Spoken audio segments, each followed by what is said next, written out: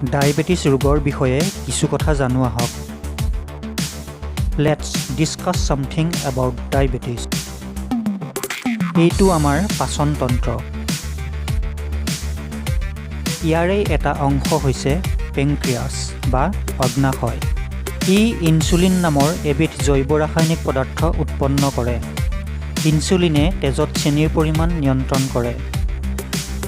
সঠিক পৰিমাণে ইনচুলিন উৎপাদন নহ'লে তেজত চেনিৰ পৰিমাণ বাঢ়ি গৈ ডায়েবেটিছ ৰোগ হয়।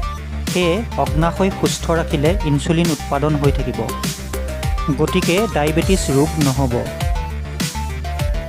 আপুনি ডায়েবেটিছ মুক্ত জীৱন বিচাৰে নেকি? Do you want a diabetes free life?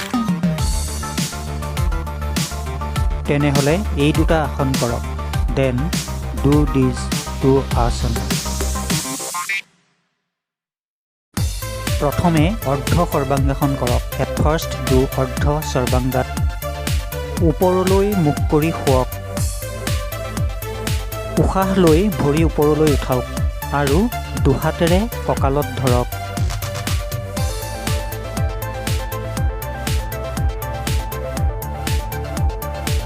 উশাহ নিশাহ স্বাভাৱিক ৰাখি 1 মিনিট থাকক।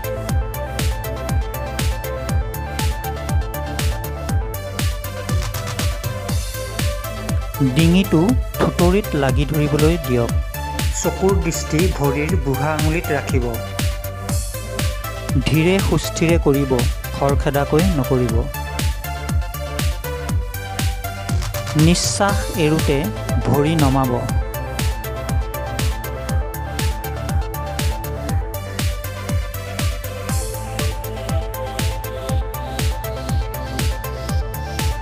তাৰ পিছত 1 মিনিট ধ্যানাসনত বহক। পদ্মাসন অথবা বজ্ৰাসন।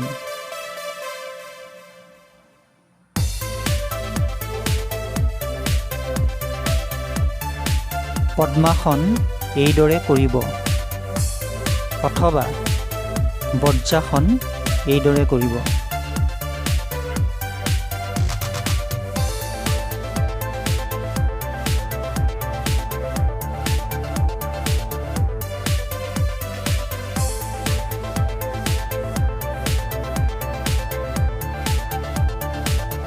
এইদৰে অৰ্ধ সৰ্বাংগাসন আসনটো 3 বাৰ কৰি শেষত শৱাসন কৰক।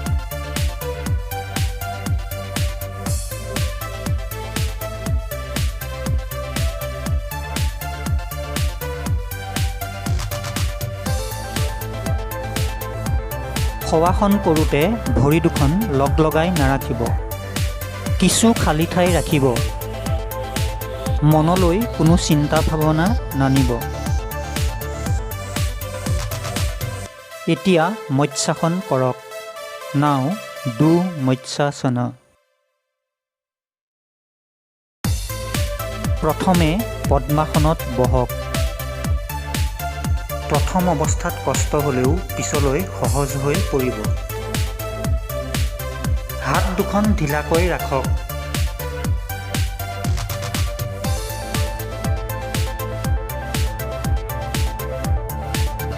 দুয়ো হাতেৰে ভৰিৰ বুঢ়া আঙুলিত ধৰক।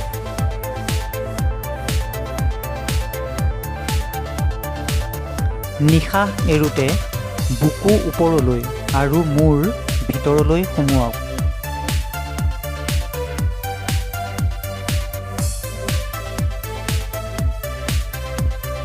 এইদৰে দীঘলীয়াকৈ উশাহ নিশাহ লৈ 1 মিনিট থাকক অথবা একেলেঠাৰিয়ে 3 মিনিট কৰক।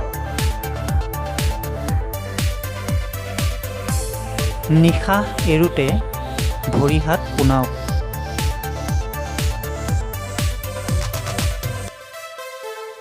তাৰ পিছত 1 মিনিট শৱাসন কৰক। এইদৰে মৎস্যাসন আসনটো 3 বাৰ কৰক। এতিয়া দুয়োটা আসনৰে উপকাৰিতাসমূহ চাওঁ আহক।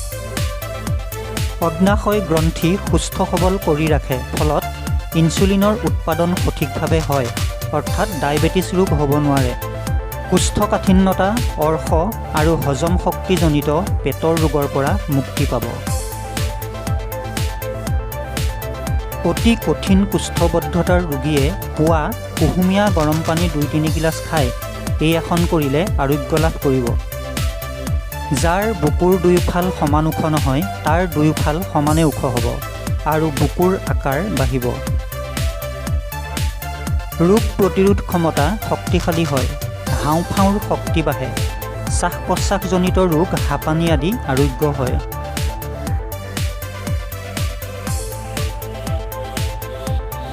থাইৰয়ডৰ ৰোগৰ পৰা মুক্তি পাব। এপেণ্ডিচাইটিছ আৰু হাৰ্নিয়াৰ পৰা মুক্তি পাব। ছালৰ ৰোগতো ই কাৰ্যকৰী। বুঢ়া বয়সলৈকে দাঁত নসৰে আৰু গাৰ ছাল খুতুৰা নপৰে। মূৰ কামোৰণি, মূৰ ঘূৰণি আদি দূৰ হয়। দিনটোৰ 24 ঘণ্টাৰ পৰা মাত্ৰ 20-30 মিনিট আসন কৰি সুস্থ সবল জীৱন লাভ কৰে।